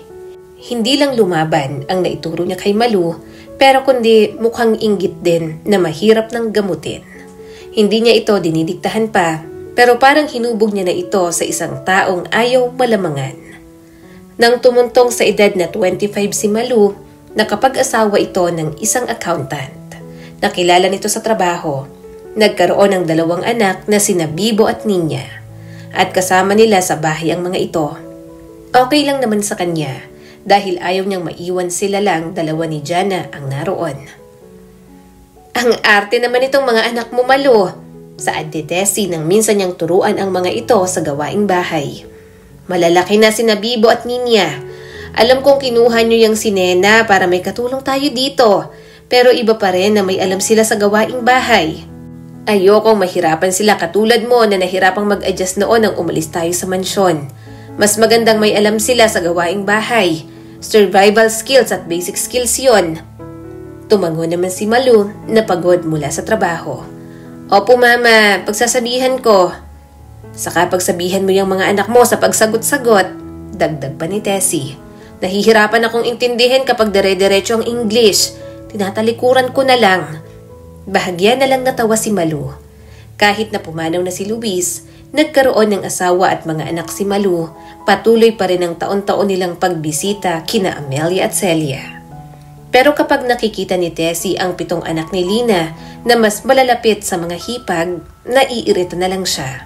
Mas maganda at gwapo naman ang kanyang mga apo. Ninya, Bibo, huwag kayong makipaglaro sa mga yan. Hindi nyo naman talaga kadugo ang mga yan. Saad ni Tessie sa kanyang mga apo. Narinig naman yun ni Lina at agad na nilayo ang mga anak habang malamig ang tingin sa kanya. Ginagalang ko po kayo, Tita Tessie, pero hindi naman po tamang sabihin niyo po yan sa mga bata. Umismid naman si Tessie. Totoo naman na hindi ka namin kadugo, hindi ba? Sa kayang mga anak mo. Napabuntong hininga si Lina. Alam ko pong simula bata pa lang ay ayaw niyo na po sa akin. Hindi po ako manhid para hindi maramdaman yon. Alam ko pong ayaw niyo sa akin pero sana wag niyo pong idamay ang mga bata na wala namang kamalay-malay sa lahat. Hindi nagsalita si Tessie at umalis na lang. Nababatid niyang mabait si Lina pero talagang kumukulo ang dugo niya rito. Sa bawat pagdagdag ng mga taon, tinamaan ng sakit si Amelia. Naiinis siya na nagbebentahan na ng lupa ang mga ito habang buhay pa. Nangakong ipapamana yon sa mga anak niya, pero yon at mukhang inuubos na ni Lina. Anak, ano, wala kang gagawin? Tanong ni Tessie sa kanyang anak. Mama, wala naman tayong magagawa. Sabi naman ni Malu. Nabebenta ng mga lupa dahil din kay Tita Amelia. Si Lina lang ang pinapaasikaso niya. Nabebenta dahil sa pagpapagamot ni na Tita Amelia at ni Tita Celia. Napairap si Tessie. At naniniwala ka naman doon. Oo, kay Ate Celia wala siyang kahati. Pero kay Ate Amelia may karapatan tayo. May kahati dapat dahil tunay kayong mga pamangkin. Saka bakit? Nagagastos ba lahat ni Ate Amelia sa pagpapagamot niya? Di syempre yung matitira noon kay Lina at sa mga anak niyang sampid. Sige at pabayaan mo. Mamamalayan mo na lang, mansyon na lang ang tanging paghahatian nyo. Na kung tutuusin, mas malaking bahagi dapat ang sa inyo. Kasi dalawa kayo ni Jana. Dahil sa mga pangsulsul ni Tessie, sinuyungan ni Malu ang mga matatanda, lalo na si Amelia. Pero mas lalo silang uminit ang dugo nang mag-iwan ng last will si Amelia bago mamatay. Na kay Lina lang nito tanging ipapamana ang lahat. Kaya naman, nilaban pa nila yon. Total ay hindi pa rin naman gaanong matibay. Sila ang nanalo at mas maraming koneksyon kaya walang nagawa si Lina.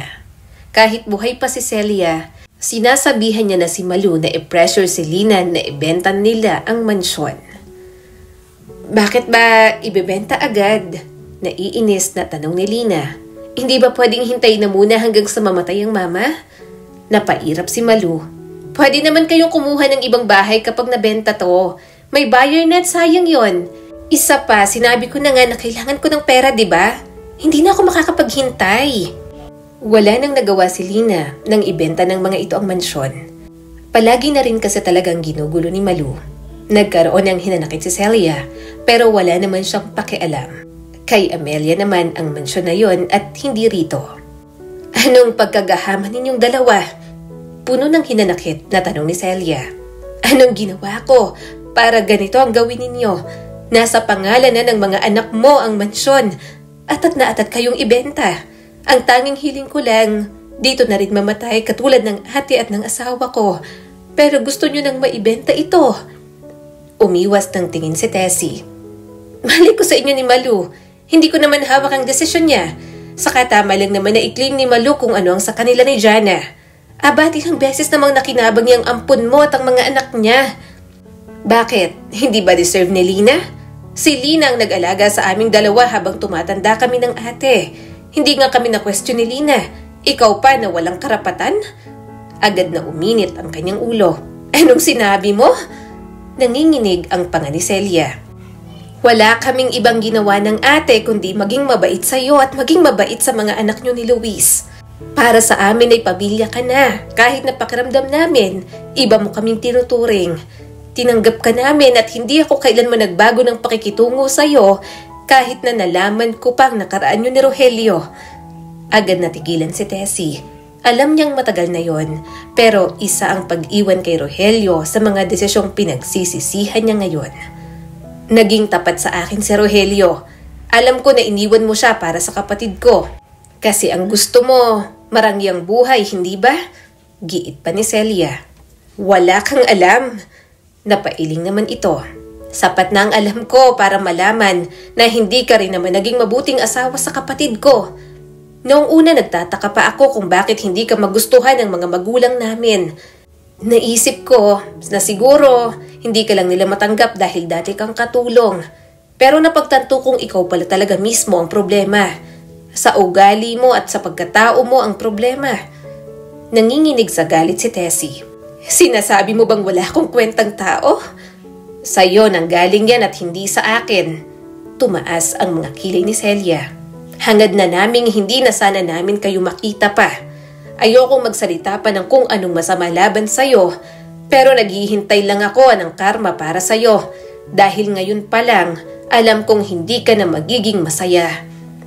Nang isakay sa van si Celia, doon palang tumulo ang mga luha ni Tessie. Pakiramdam niya ay may natamaan na kung ano sa kanyang kalooban. At kahit na ang anak niya ang panalo sa pagkakataon na yon, pakiramdam niya ay siya pa rin ang talo. At ang karmang sinabi ni Celia, mukhang hindi lang sa kanya ang balik, kundi sa buong pamilya niya. Ang tunog ng baraha, kalansing ng barya at ang mga halakhak ng kaibigan ni Malu ang bumabagabag kay Tessie. Kahit nakahiga na siya sa kama. Kung hindi ito nagsusugal sa bahay, nasa casino naman ang kanyang anak.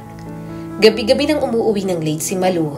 Tuwing umaga, pinapanood ni Tessie ang anak na naglalakad palabas ng silid. Mapula ang mga mata dahil kulang na sa tulog. Sa una, marahan ang saway ni Tessie.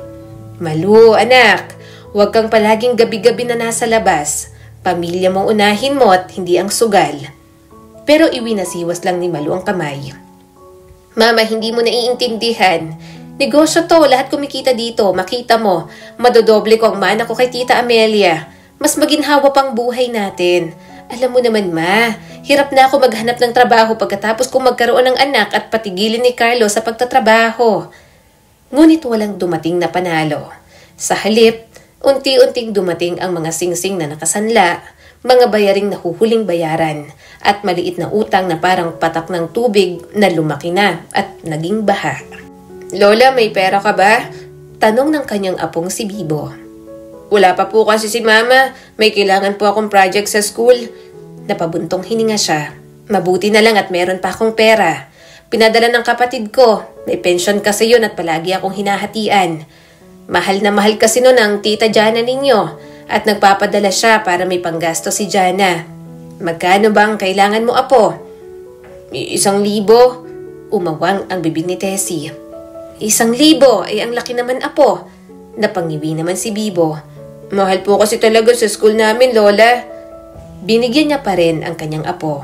Binili niya kina Carlo at Malu na ilipat na lang sa public school ang kanyang mga apo. Nahihirapan kasi ang mga ito magbayad kung maiipon lang ng maiipon ang promissory notes. Pareho pa namang magastos ang mag-asawa. Si Carlo man ay walang bisyo, palagi namang kumakain sa mga mamahaling restaurant. Kaya minsan, naririnig niyang magtalo ang anak niya at ang asawa nito. Gayunpaman, hangad niyang maging matalino ang mga ito sa pera. Ayaw niyang maghirap ang mga ito katulad niya. Ayaw niya rin na magaya ang mga ito sa kanilang dalawa ni Luis. Hindi tayo kakain sa Jollibee, Mama? Tanong ni Jana sa kanya na malaking tao na at gupit lalaki ang buhok. Marahan siyang umiling. Pagluluto na lang kita ng fried chicken. Kinamot nito ang bilbil. Sige, bilisan mo. Napabuntong hininga na lang siya at hinaplos ang buhok ni Jana. Ayaw niyang mawala ng anak, pero hangad niyang sana'y maunang pumanaw si Jana. Kasi kapag siya ang nauna, natatakot siyang walang magtiyagang samahan o alagaan ang panganay na anak. Isang gabi, nakaupo si Tessie sa sofa. Pinakikinggan ang malalakas na tinig mula sa silid ni Malu at Carlo. Na naman! Sigaw ni Carlo at pumutok ang boses sa pagkainis. Nasaan ang perang binigay ko kahapon? Ginamit ko! At huwag kang magmalinis. Ikaw rin naman ang gastador. Mariing sagot ni Malu. Sa ano? Sa mga mesa mo? Sa mga gambling machine? Malu, may bayarin tayo. May tuition ng anak. Tumigil ka na nga sa pangaral. Wala ka namang silbi, Carlo. At least ako, sinusubukan kong may mapanalunan para sa pamilya. Ikaw, sweldo lang. Small time na nga, ginagamit mo pa para umastang kayang sumabay sa mga elitista. May kalabog ng mga bagay na itinapon. Napakurap si Tessie at mahigpit ang hawak sa kanyang kamay. Ilang minuto ang lumipas bago lumabas si Carlo at namumula ang mukha sa galit. Halos hindi ito tumingin kay Tessie. Kausapin mo ang anak mo, ma. Ayaw na niyang makinig sa akin. Gusto sanang magsalita ni Tessie at sabihin na sinubukan niya. Ngunit parang naipit sa lalamunan niya ang mga salita. Ina siya, dapat alam niya lahat. Pero pakiramdam niya, nanonood lang siya ng mga pader na kanyang itinayo at ngayon unti-unting gumuguho. Lumabas si Malu, gusot ang buhok at nag-aalab ang mga mata.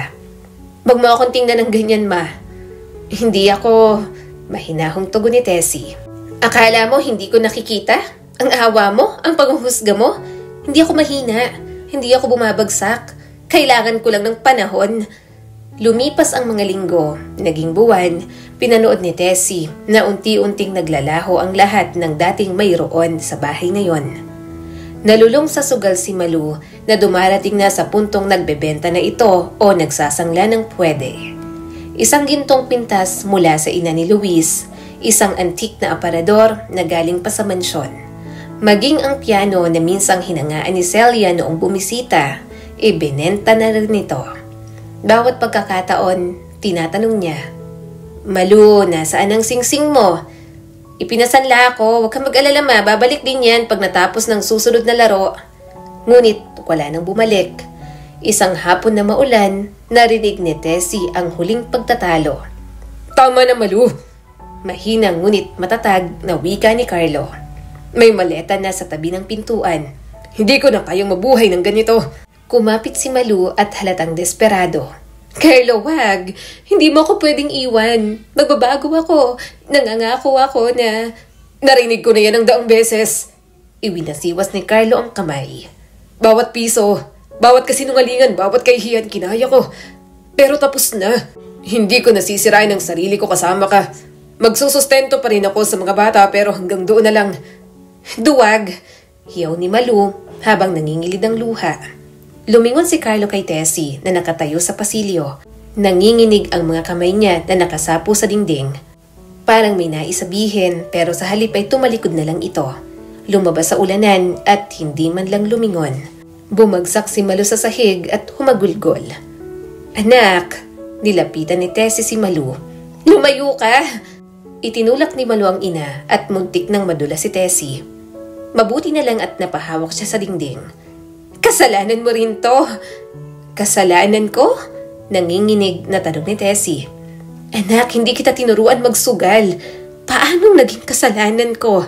"Oo, ikaw ang nagturo sa akin maging ganito. Ikaw ang laging nagtutulak. Nagsasabing dapat ako ang pinakamagaling. Dapat manalo, dapat patunayan ko ang sarili ko. Sinunod ko, mama. Sinubukan kong manalo. At heto ang kapalit. Lahat wala na." Parang latigo ang bawat salita. Napaatras si Tessie at unti-unting naninikip ang dibdib. Kinagabihan, nakaupo si Malu sa hapag at may bote ng alak sa tabi. Dahan-dahang lumapit si Tessie at inilapag ang mangkok ng sabaw.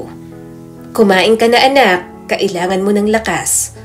Mapait na tawa ang sagot ni Malu. "Lakas? Para saan? Para harapin ang mga kapitbahay na pinagtatawanan ako? Para palakihin ang mga anak na wala ng ama? Para bayaran ng mga utang na hindi ko na mabilang?" Tinulak nito ang sabaw palayo kaya natapon yon. "Hindi mo maintindihan, ma. Hinding-hindi." Nanginginig ang boses ni Tessie. "Naiintindihan ko. Naranasan kong mapahiya. Naranasan kong maliitin. Gusto ko lang na mas mataas ang marating mo kaysa sa akin. Kaya kita itinulak ng husto. Eto bang mas mataas?" Halos mabasag ang tinig ni Malu nang ibagsak ang bote sa mesa. "Tingnan mo ko. Wasak. At tuwing nakikita kita, naririnig ko ang boses mo. Maging mahusay. Maging perpekto ka. Huwag mo kong biguin." "Pero nabigo ako, ma. Masaya ka na ba?" Nababalot ng luha ang mga mata ni Tessie. Inabot niyang kamay nito pero pinalayo yun ni Malu. "Huwag mo akong hawakan. Huwag kang magpanggap na aaliwin mo ko ngayon. Nasaan ka nung gusto ko lang mahalin mo ko? Hindi ang mga pangarap mo para sa akin." Nanginginig ang labi ni Tessie, ngunit walang salitang lumabas. Umupo na lang siya, tahimik na lumuluha, habang unti-unting nalulunod si Malu sa sariling alak. Makalipas ang lahat, naglakad si Tessie papasok ng sariling silid. Tinitigan niya ang mga lumang litrato sa tokador.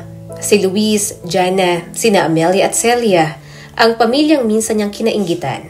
Si Malu na masayang bata lang noon at mahilig maglaro sa labas. Si Jana na inosente ang ngiti at paulit-ulit niyang tinawag na baliw at mongoloid noon.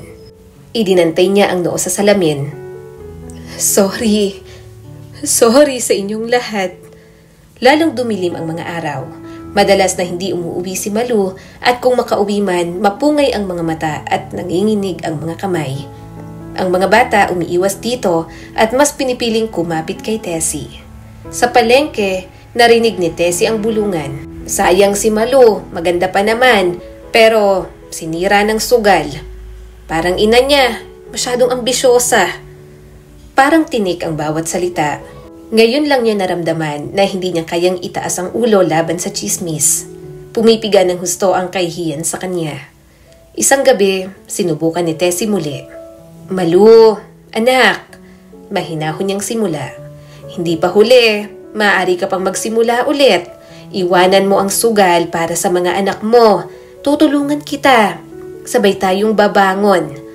Biglang lumingon si Malu, namumula ang mata at baluktot ang mukha sa galit.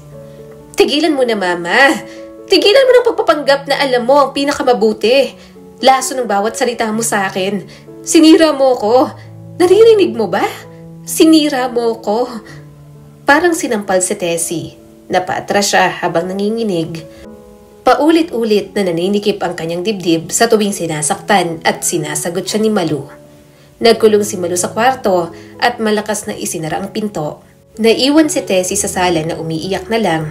Sa unang pagkakataon, hindi niya alam kung ano ang dapat sabihin, kung ano ang dapat gawin, o paano ililigtas ang pangarap na buong buhay niyang itinayo. Nang gabing yon, nakaupo si Tessie sa tabi ng bintana. Binagmamasdan ang pagpatak ng ulan sa labas. Sa kabilang silid, naririnig niyang umiiyak si Malu. Gustong yakapin ni Tessie ang anak pero naunahan siya ng takot. Nagsimula ng pagbagsak, hindi lang ng kasal ni Malu o ng pera, kundi ng mismo ugnayan nilang mag-ina, nabasag at baka hindi na muling mabuo. Kaya bumuo na siya ng isang desisyon. Binenta niya ang bahay. Ang pinagbentahan, binigay niya kay Malu at para sa mga anak nito. Bumili sila ng mas maliit na bahay. Pero nagulat si Malu nang sa iba niya pinadala ang kanyang mga gamit. San ka pupunta, Ma? Tipid siya ngumiti. Sa kapatid ko, anak. Doon na kami ni Jana. Ngayon, gamit ang perang yan, magsimula na kayo ng bagong buhay.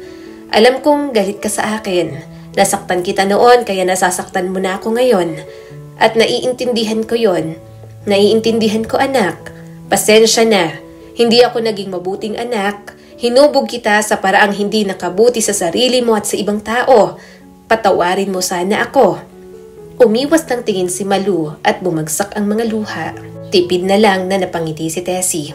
Ayaw niyang maging pabigat sila ni Jana dito, kaya kay Feli na lang sila maninirahan. Mabait naman ang kapatid niyang iyon. Nakatira siya ngayon sa bahay ni Feli. Hindi na dumadalaw si Malu maging ang mga apo niya. Tanging si Jana ang naiwan sa kanya. At sa edad na 83, nanatiling malungkot ang kanyang puso at puno ng pagsisisi. Feli, garalgal niyang tawag. Oo, Ate Tessie, sagot ng kapatid niya habang nagbabalat ng gulay. Alagaan mo si Jana, bulong ni Tessie. Naawa ako palagi sa kanya. Kapag hindi mo na kaya, sana makahanap ka ng taong mag-aalaga sa kanya. Pinunasan ni Feli ang kamay sa apron at lumapit. Huwag kang mag-alala, ate. Nangako na ako. Habang nabubuhay ako'y ligtas si Jana. Pumikit si Tessie at huminga ng malalim. Tila nakahanap siya ng ginhawa. Isang hapon, ng kulay kahelang langit, narinig ni Tessie ang mga yabag sa pasilyo. Bumukas ang pinto at nandoon si Malu. May mga guhit na ng pagod ang mukha nito. May uban na ang buhok. Sa likuran nito, nandoon ang dalawang apo niya na sina Bibo at Ninya. Mama, mahinang bulong ni Malu. Nanlaki ang mga mata ni Tessie. Sandaling iniisip niyang nananaginip siya. Anak, dumating ka. Lumapit si Malu at bumuhos ang luha.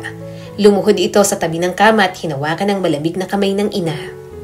Patawarin mo ako, Mama. Dapat mas maaga pa akong pumunta. Dapat binisita kita pero matagal akong nagtanim ng galit. Sinubukan ni Tessie. Iangat ang kamay ngunit nanginginig na yon. Hindi, anak. Ako ang dapat humingi ng tawad. Pinabigat ko ang buhay mo. Pinuno kita ng laso ng puso ko. Hindi, Mama. Oo, giit ni Tessie habang nanginginig ang tinig. Pinilit kitang maging best sa lahat, pero ang naibigay ko lang ay inggit at kapaitan na nadarama ko para sa sarili ko. Sinira kita, sinira ko tayong lahat. Umiling si Malu at patuloy na humagulgol. Hindi mama, inisip mo lang ang pinaka-the best para sa akin dahil anak mo ko. Ako ang mahina, ako ang pumalya at nasayang ang lahat. Napuno ng luha ang mga mata ni Tessie. Kung gayon, pareho tayong pumalya, anak. Nasaktan natin ang isa't isa dahil sa aking kayabangan. Pero makinig ka. Ngayon wala nang saysay ang lahat. Kaya sana'y magbagong buhay na kayo. Nagkatinginan ang mga apo niya. Sa huli, nagsalita si Ninya. Lola, hindi ko po alam kung bakit hindi na lang po namin kayo kasama noon. Pinihit ni Tessie ang ulo. Patawarin niyo ang mama niyo at ako na rin. Alam kong hindi nagiging mabuting ina sa inyo si Malu, pero sana'y bigyan niyo siya ng pagkakataon na maintindihan. Alam ko na hindi tutulad sa akin si Malu na walang halaga at hindi naging mabuting ina. Humagulgol si Malu, itinapat ang noo sa butot balat na kamay ng ina. Mama, wag mong sabihin na wala kang halaga. Ikaw pa rin ang ina ko at mahal kita. Mahina, ngunit malinaw ang ngiti ni Tessie sa kabila ng luha. Kahit sa lahat ng nagawa ko? Opo mama, kahit sa lahat. Sa unang pagkakataon, nadama ni Tessie ang init, hindi tagumpay, hindi yabang, kundi isang marupok na pag-ibig na sapat na para sa kanya. Sinubukan niyang iangat ang mga braso ngunit wala ng lakas iyon. Yumuko si Malu at hinalikan ni Tessie ang noo ng anak. Salamat anak, dinala mo sa akin ang kapayapaan bago ako mawala. Kinagabihan, palipat-lipat si Tessie sa ulirat. Paminsan-minsan ay binabanggit niya ang mga pangalan. Ate Amelia, Ate Celia, patawarin niyo ako. Lina, pasensya na. Luis, bakit hindi mo ako nakita? Patuloy na humuni si Jana sa tabi hanggang makatulog habang nakasandal ang ulo sa gilid ng kama. Nasa kanyang tabi ang mga anak niya at hindi umaalis doon habang hinahabol niya ang kanyang hininga. Tahimik naman na nagro-rosaryo si Feli. Lalong bumabaw ang paghinga ni Tessie. Nakatingin siya sa bintana kung saan nakikita niya ang liwanag ng buwan. Pabulong niyang kinausap ang Diyos sa huling pagkakataon. Sinayang ko ang buhay ko sa inggit. Ngunit Panginoon, isa na lang sana ang tangi kong hiling. Biyayaan mo ko ng kapayapaan bago ako mamatay. Pakialisan na lahat ng inggit na aking naramdaman at patawad po sa lahat. Ang malalakas na hagulgol ng mga anak niya ang kanyang huling narinig bago unti-unting tumigil ang kanyang paghinga. Ang kwento ni Tessie ay nagtuturo sa atin na ang inggit at kayabangan unti-unting lumalason sa puso hanggang sa ito'y tuluyang lamunin. Hindi lamang ng sarili, kundi pati ang mga mahal natin sa buhay. Sa kanyang paghahangad ng respeto at pagpapahalaga, hinayaan ni Tessie na pamunuan siya ng galit at pagkamuhi. Magandang paalala rin ito na huwag sana nating sukatin ang ating halaga batay sa tagumpay ng iba. Huwag sana natin isipin na ang kanilang tagumpay ay ating kabiguan sa buhay. Muli, ako po si Skylar Guro at sana may bago na naman kayong natutunan sa kwento natin ngayon. Maraming salamat po.